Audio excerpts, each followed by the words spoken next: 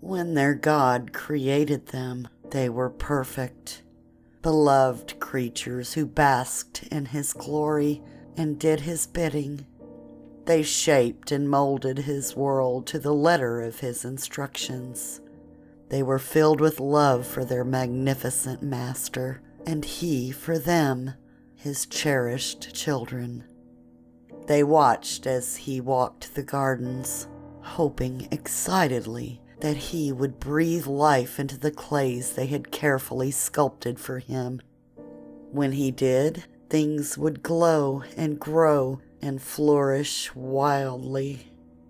It was a perfect paradise, one they had slaved over the specifications, toiling away until he was finally pleased.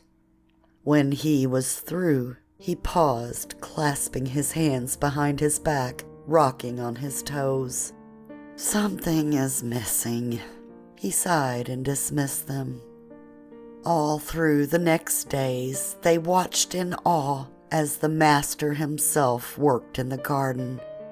He shaped and molded, hemmed and hawed, smearing the red clay on his face in the process.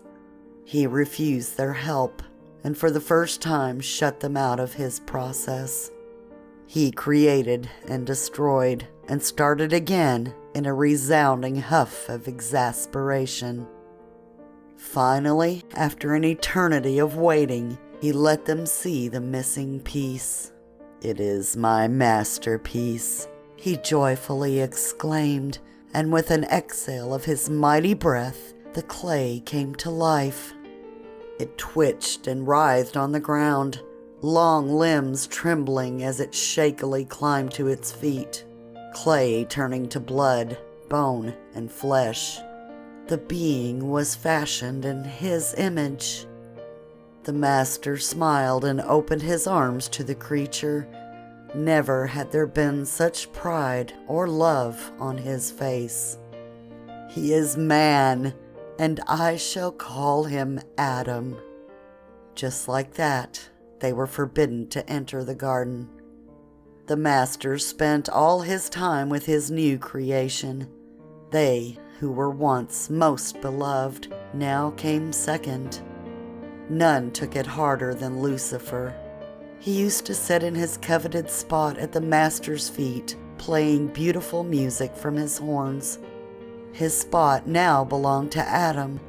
His music now soured with mournful notes. "Why?" Lucifer asked of the master. "Were we not enough? Why are you punishing us? Why do you love these feeble things more than us? Why must we do everything you ask of us, and yet they have the power to choose?" They had never questioned the master before, not because they hadn't dared, but simply because it had never crossed their minds. The master didn't take kindly to it, and after much yelling, Lucifer was cast out. But he was not alone. When Lucifer fell, all those that agreed with the beautiful angel fell with him. The master stripped them of their ability to ever return to their home, and in a final act of furious wrath, named them demons. Remington followed Lucifer that fateful day, landing on our plane with a painful thud. He cast off the name his creator father had given him, one he's never shared with me, choosing instead to find his own. Angry and feeling betrayed, the many fallen wandered, offering man options. Perhaps the master was still feeling a bit bitter from the revolt, but Remington thought him to be a bit cruel to the ones he now adored above all. He watched as man was eventually thrown from the garden and all that followed. He watched as man tore at each other and wondered how the master could love such violent creatures. They questioned the master daily, yet were still loved. So he learned from them. He took from them. The master needed to pay. Remington would demand retribution. He was the first to possess a human, to take their form, hoping the master wouldn't notice. And when the man died, Remington would be taken back home to walk once more the golden streets beyond the pearly gates. The master would feel his wrath. To his utter surprise, and perhaps devastation, only the soul was ever taken, leaving Remington behind in a walking, rotting corpse, angrier than before. Despite popular belief, the soul leaves before the body dies. When one loses the will to live, the soul simply leaves. It's always struggling to escape unhindered. The voice you hear when you stand on a ledge, the one that tells you to jump, the call of the void, that's your soul's voice. It longs to return to the master. So, imagine Remington's surprise when he slipped into my body just as my soul left me. He found that I fit him like a well-tailored suit. No more struggling with a tattletale soul, just me and him. As I no longer had use for this world and damned the being called God, we got on quite well. Remy helped me escape my horrible life, tossing it away, leaving only echoes and whispers of the tortured person I once was. I was a young man then, barely more than boy. I should have had a long life ahead of me, but with my soul gone, the tether that rooted me to this world began to fade, and with it my strength. For whatever reason, Remy wished to keep me. Perhaps he felt a kindredship, twins in loathing for he who claimed ownership. Whatever his reasons, he began to search for ways to keep us bound. As my body grew weaker, I began to sleep more. Often I would wake and find myself watching through my own eyes, a mere passenger, as Remy poured through books filled with archaic scripts and strange pictographs. He huddled in dark corners where the dim light of his lamp would go undetected. The world was at war. We hadn't the strength to fight and couldn't risk getting caught. I refused to go back to the hell he'd ripped me from. I'd rather slit my own throat or tear my barely beating heart from my chest. I wasn't sure then, and I'm certainly no wiser now, as to where I would go should my life end. My soul is gone. There's no pearly gates for me. Not that I'd want to sit in the presence of a being who would stand by idly as his chosen people are murdered by the millions, then claim it was a test of faith. One day, a long time ago, my dear Remington found the answer in one of his books. Where once there was an otherness to us, two separate beings sharing a skin, we became more like a two-headed beast. To others, I simply recovered from my malady and regained double my natural strength. To us, our bodies became one and our hearts beat in rhythm. There was still a definitive line between him and me, but now we shared thoughts, could have complete conversations without me ever opening my mouth. I could say one thing, mean another, and he would hear both. The same could be said for his thoughts, though he was much better at keeping secrets from me than I him. Years passed, then centuries. Over and over, man's God tortured them. It only fueled our need for retribution. Oh, how we tried. We'd sneak into believers' meetings, waiting for a glimpse of him. We came close a few times, but every time we were roughly rebutted. My tattletale soul is a dirty, rotten rat. It became obvious that Remy would only ever succeed without me. By this time, I had lived well past my expiry date. Having a demon in place of a soul seems to make one precariously close to immortal. The world as I had once known was long dead, a new world in its place. It was a good time to die. Perhaps Remy and I had been one for far too long. Perhaps that blasted book's spell had worked too well. Either way, the day Remy tried to leave me was the most painful day of my life. I know what you're thinking. It was heartbreaking. A boy and his demon, together for centuries, only to be torn apart by the very thing that brought them together. You'd be wrong. My heart dried and shriveled up, a blackened rock, sometime in the late BCs. I was disappointed that I'd not be there to see the look of shock on God's face when Remy ripped it off. But me, my body dying? Pfft. Death may be a cruel mistress, but she's a right bit nicer than God. No. When I say it was the most painful day of my life, I mean quite literally. It was the most painful day of my life. It felt as though I was being slowly flayed alive while someone whittled my bones and stewed my flesh. A tearing so deep it was on a molecular level. We were stuck. The more Remington struggled to be free of me, the more damage was done.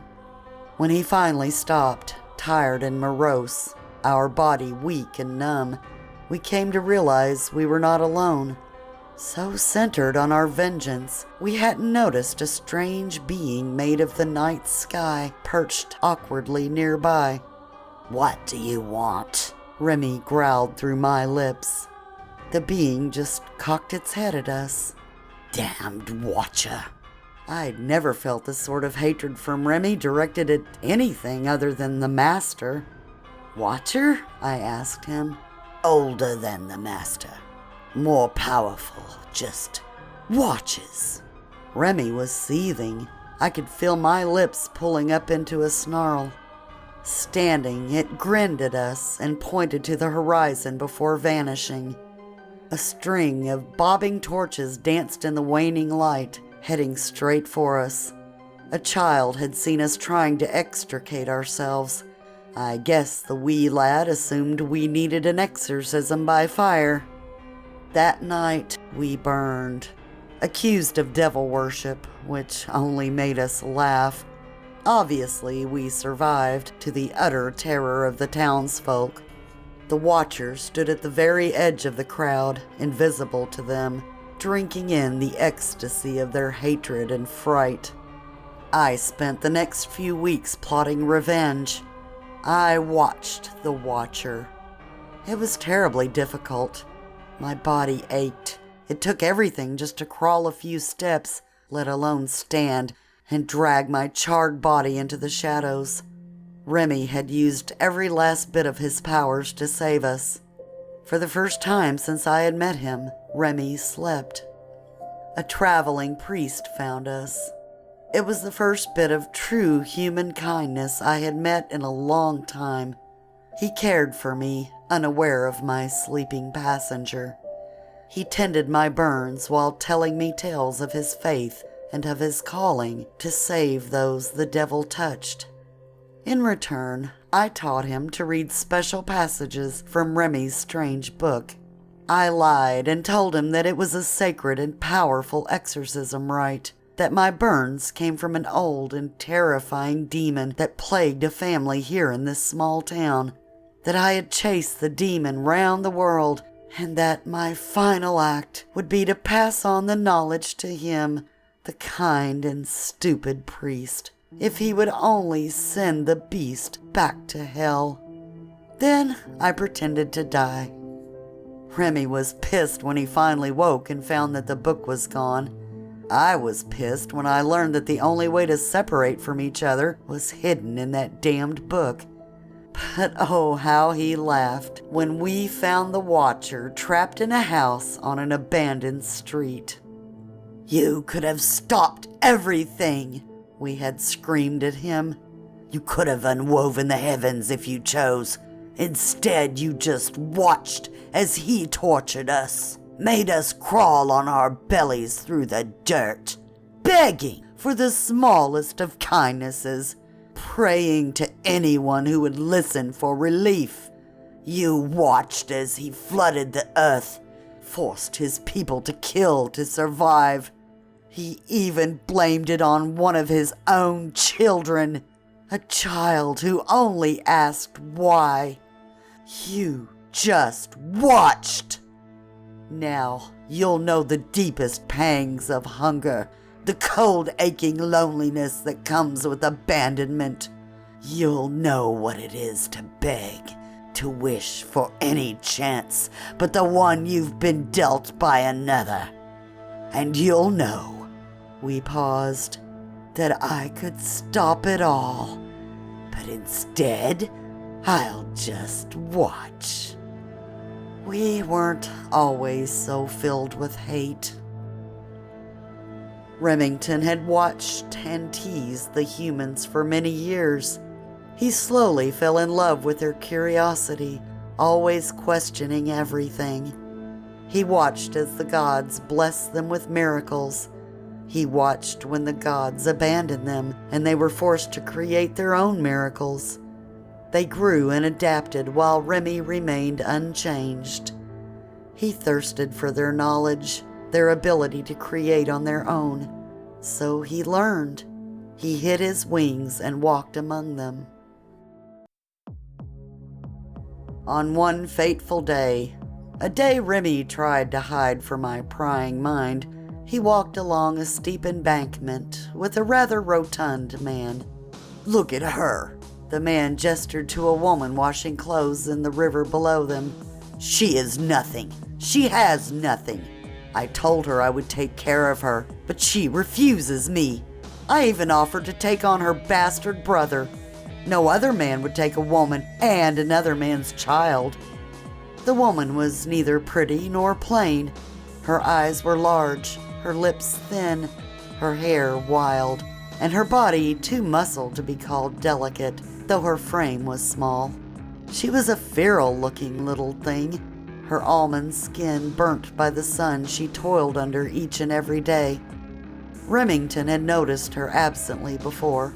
She worked in the fields, back-breaking work, alongside men twice her size, tilling the soil and planting crop. "Then why don't you just take her? Make her your own," Remy offered. The man's eyes widened and glazed over. He practically frothed at the thought. He went stumbling down the bank without another word. Remy chuckled to himself as he sauntered off. Had the man never thought to simply take her? He paused when he heard shouting. "You will be mine. Just submit to me. I was kind in my offer before. Just accept your fate and be my wife, or I'll make you my whore." A roar of feminine rage met Remy's ears. "I'll make my own fate." Make my own fate. Something deep and primal stirred within Remy. Make my own fate. His heart began to thunder in his chest, squeezing the air from his lungs. Make my own. Remy had made a horrible mistake. He spun on his heel and tore off towards the horrible sounds coming from the shallow river as a shrill scream rang out, piercing his very core with a sharp blade of guilt. Could she do that? His feet dug into the earth as he ran. Could she make her own fate? He slid down the bank, leaving deep gouges in the rough dirt. Could he? He rounded the corner and had his answer. There she stood, a deep bruise on her jaw, blood running from her mouth, staining her torn dress with his sins.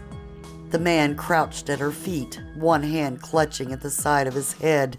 She spat his ear from her mouth. "You'll not touch me again." Her voice held steady despite the deep rumbling of fury boiling just beneath the surface. The man kicked at her. She launched herself at him, scooping up a rather large rock in her flight. The man fell back as she crashed into him, exposing the bloody and now earless side of his face. She raised that rock high into the air, slamming it down with every fiber of her tiny self.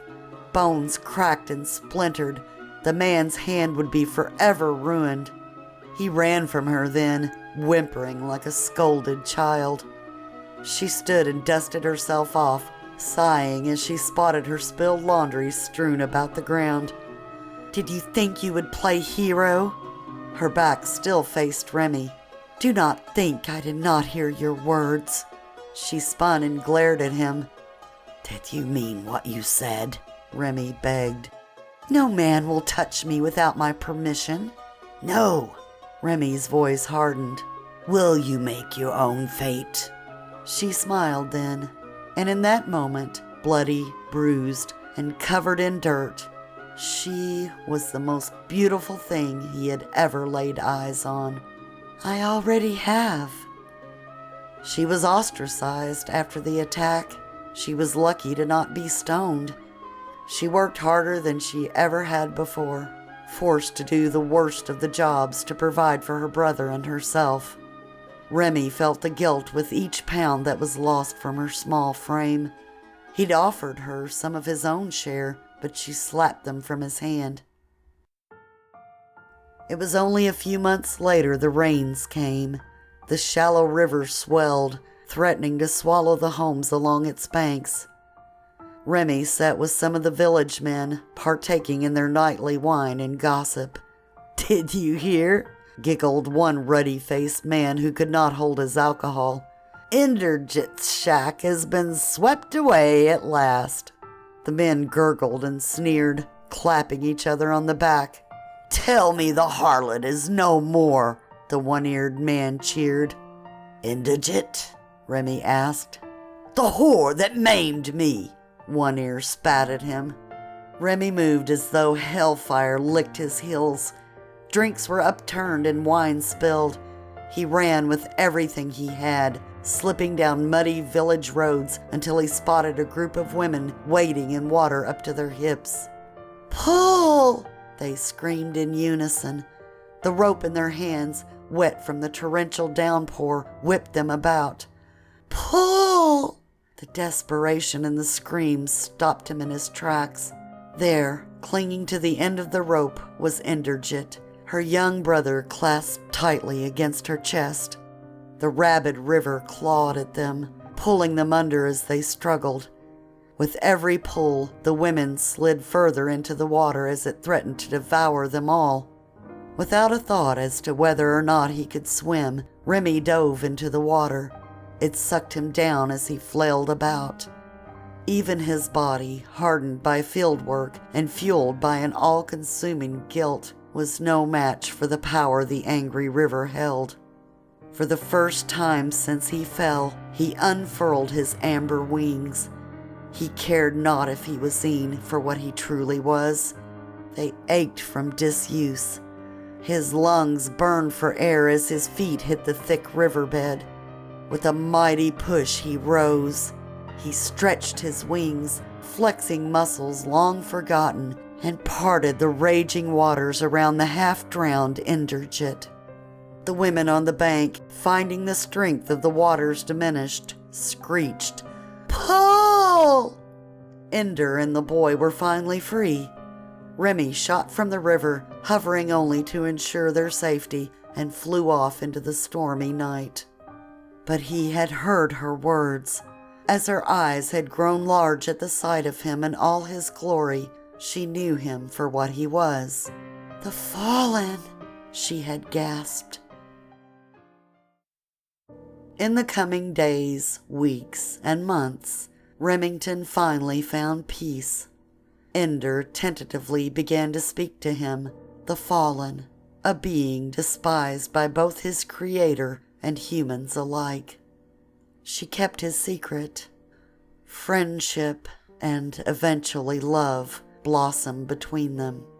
And from that love came Nur, a beautiful and sweet little girl, dimpled cheeks and large blue eyes.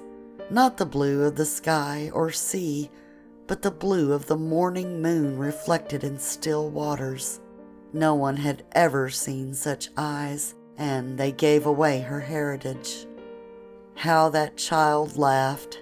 It sounded of silver bells and sunny days. It still shatters my heart to remember it.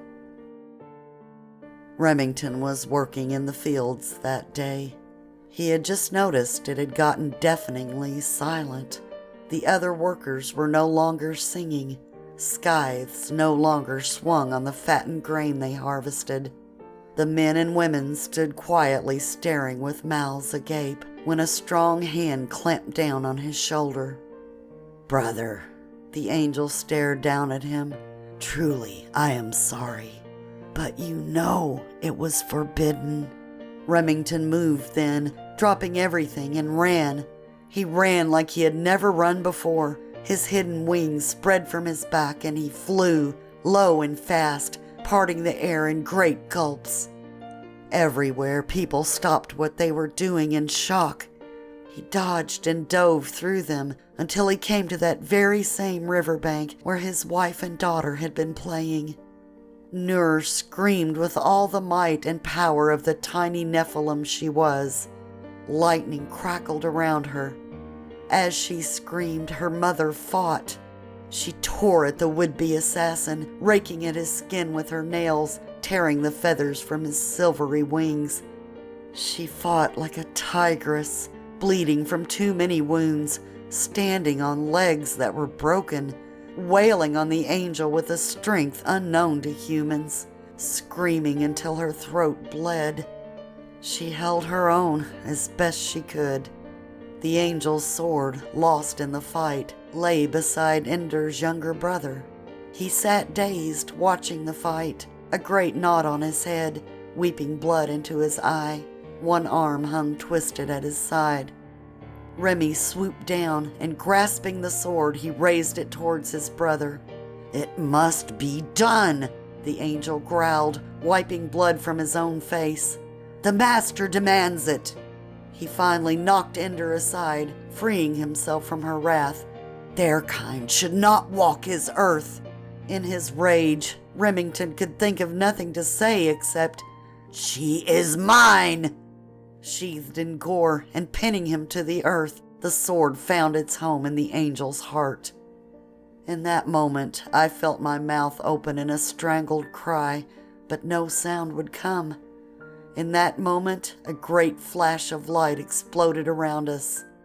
Inderjit wrapped herself tightly around tiny Nur. Great fat tears ran down her face as her eyes met mine, and then Remy's. Her thin lips mouthed the words, "I love you." In that moment, Remy stretched his mighty amber wings and reached for them, but as the light exploded, it took them. Nothing but golden ash remained, and Remington fell to his knees and screamed. He ripped his wings from his back. Were they not the reason he could never be forgiven? In that moment, the one that stood still and shall stand still in my mind forever, the master took my dearest sister Inderjit and sweet niece Nur. In that moment, we learned hate.